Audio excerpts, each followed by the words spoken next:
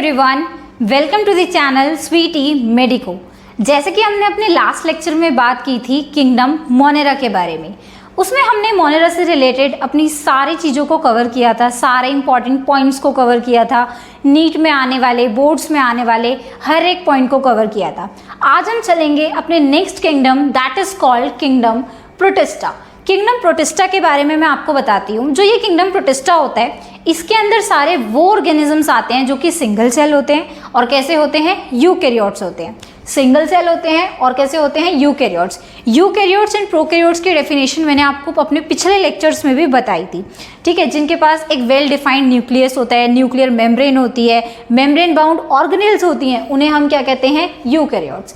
अब जो ये किंगडम प्रोटिस्टा होता है, इसके अंदर जितने भी ऑर्गेनिजम्स होते हैं ये प्राइमरली एक्वेटिक होते हैं, यानी कि मोस्ट ऑफ इनके अंदर कैसे होते हैं, एक्वेटिक, जो पानी में रह सकते हैं।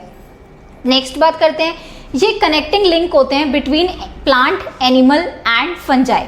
अगर हम बात करें कनेक्टिंग लिंक का मतलब क्या होता है, कनेक्टिंग लिंक का मतलब होता है जैसे कि कोई ऑर्गेनिज्म कुछ कैरेक्टर्स शो कर रहा है एनिमल के, कुछ शो कर रहा है प्लांट के, कुछ शो कर रहा है फंजाई के। जैसे वो फोटोसिंथेसिस भी कर पा रहा है, चल भी पा रहा है, ये सारी चीज़ें हमें देखने को मिली। तो इसलिए हमने कहा किंगडम प्रोटिस्टा के अंदर कि ये कनेक्टिंग लिंक है between plant, animal and fungi.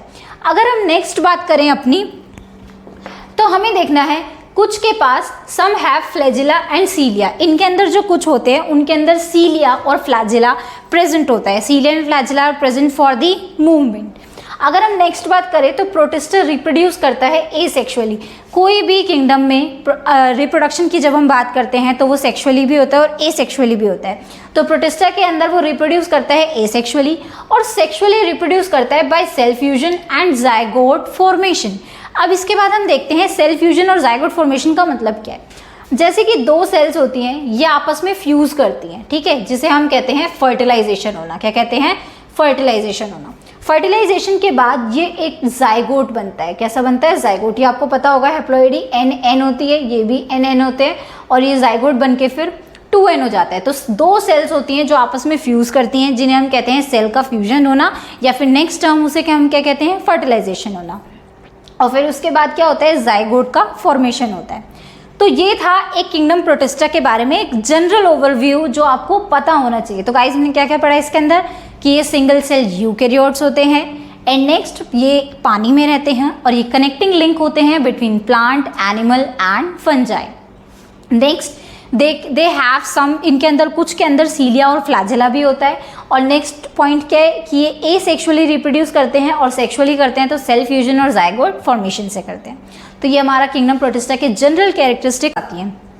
Chrysophytes, dinoflagellates, euglenoids and last is protozoans.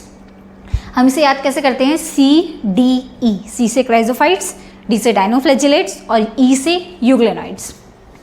Chrysophytes के अंदर जब हम बात करते हैं तो क्राइजोफाइट्स के अंदर ऑर्गेनिज्म फ्रेश भी होते हैं, फ्रेश वाटर में भी रहते हैं, मरीन में भी रहते हैं और फोटोसिंथेटिक होते हैं, यानी कि दे कैन डू फोटोसिंथेसिस।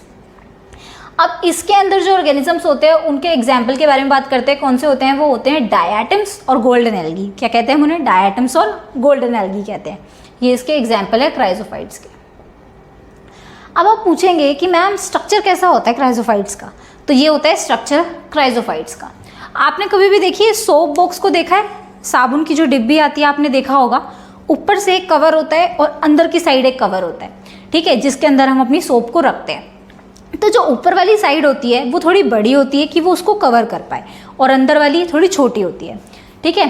तो हमने देखा ये इसका स्ट्रक्चर होता है सोप बॉक्स की तरह, कि उसको कवर कर पाए और उसके अंदर, ठीक है, प्रेजेंट होते हैं। तो फिर उसके बाद हमने इस स्ट्रक्चर को क्या कहा, डायटम्स, क्योंकि डायटम्स ऐसे लगते हैं। और इनकी जो सेल वॉल होती है ना, ऊपर की साइड जो आप देख रहे हैं, और ये सर्कल सर्कल मैंने बना रखे हैं, डॉटेड टाइप स्ट्रक्चर, ये होते हैं सिलिका से बने हुए। किससे, सिलिका से। सिलिका एम्बेडेड इनकी सेल वॉल होती है। अब बात करते हैं, दो थिन ओवरलैपिंग शेल्स होती है जो आप, तो हम इसके जनरल कैरेक्टरिस्टिक फीचर्स के बारे में बात करते हैं। तो इसके अंदर दो थिन ओवरलैपिंग शेल्स होती है, जैसे मैंने आपको बताया सोप बॉक्स की तरह। और नेक्स्ट हम बात करते हैं, सिलिका एम्बेडेड होती है इनकी सेल वॉल में। जो आपको ये पॉइंटेड टाइप स्ट्रक्चर दिख रहा है ना, ये सिलिका है जो कि एम्बेडेड है इनकी सेल वॉल में। स्ट्रक्चर कैसा होता है, सोप बॉक्स की तरह। और एक पॉइंट है कि silica makes it indestructible. Indestructible का मतलब होता है कि जिसको हम तोड़ नहीं सकते, ठीक है। कोई भी एक ऐसा स्ट्रक्चर जो कि इंडिस्ट्रक्टेबल है, यानी कि जिसको हम तोड़ नहीं सकते, तो सिलिका की वजह से ये कैसे होते हैं, इंडिस्ट्रक्टेबल होते हैं।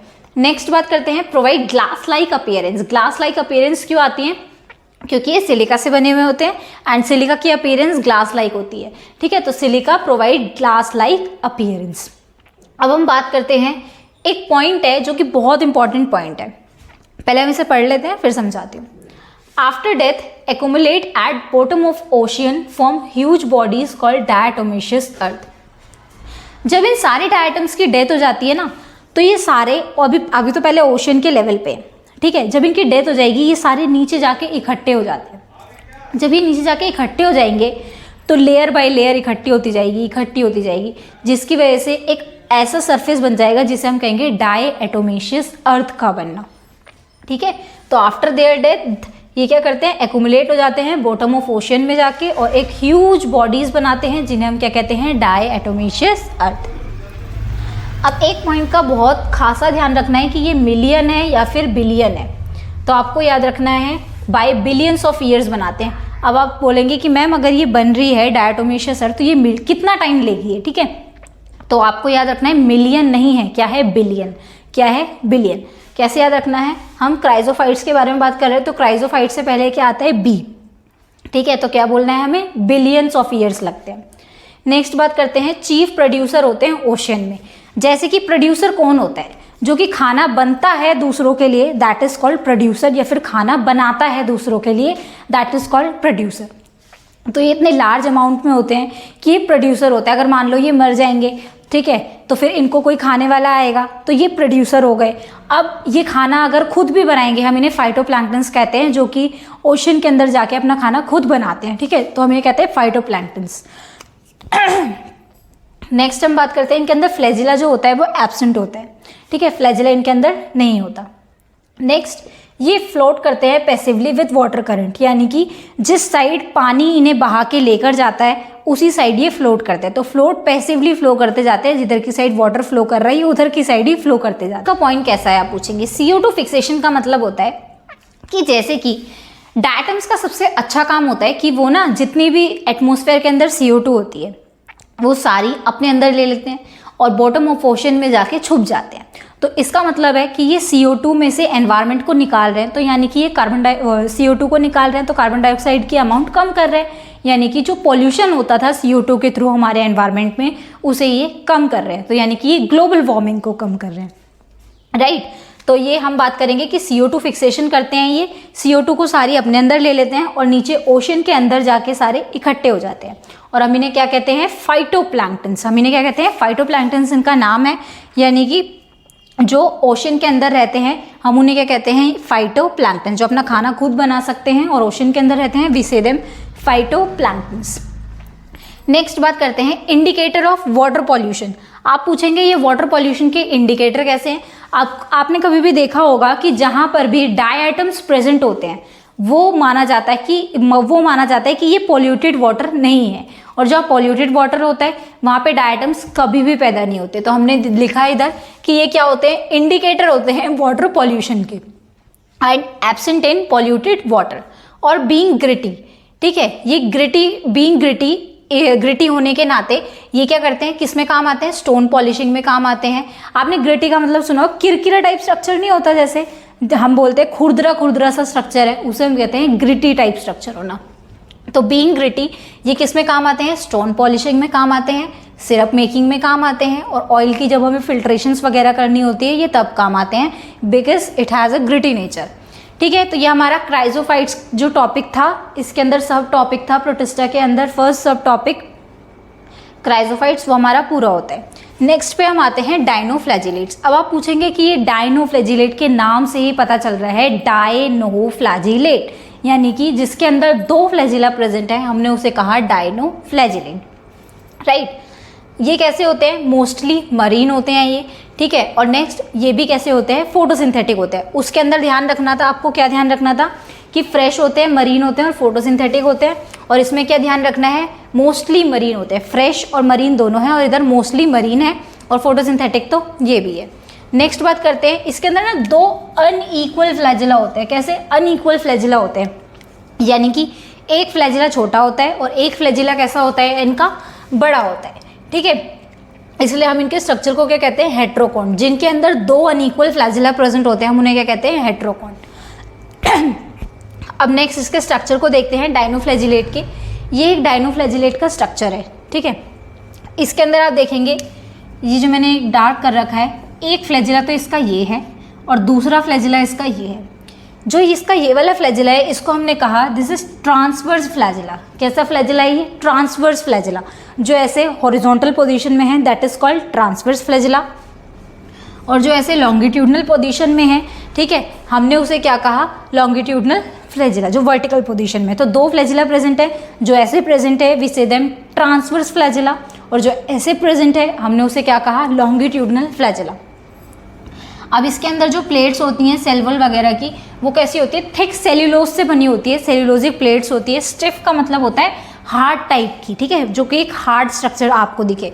तो इसके अंदर जो सेल वॉल होती है वो कैसी होती है, सेल्यूलोजिक प्लेट से बनी होती है, जो कि बहुत हार्ड स्ट्रक्चर होता है, स्टिफ स्ट्रक्चर होता है, हार्ड। ठीक है, और किसी भी लेयर को हम थीका और लॉरिका कह देते हैं, इट्स कॉमन। ठीक है, अब इसके बाद इसके पास 2 फ्लैजिला। आप पूछेंगे मैम इसका 2 फ्लैजिला का काम क्या है। आपने कभी भी किसी भी चीज़ को रोल करते हुए, मूवमेंट करते हुए देखा है?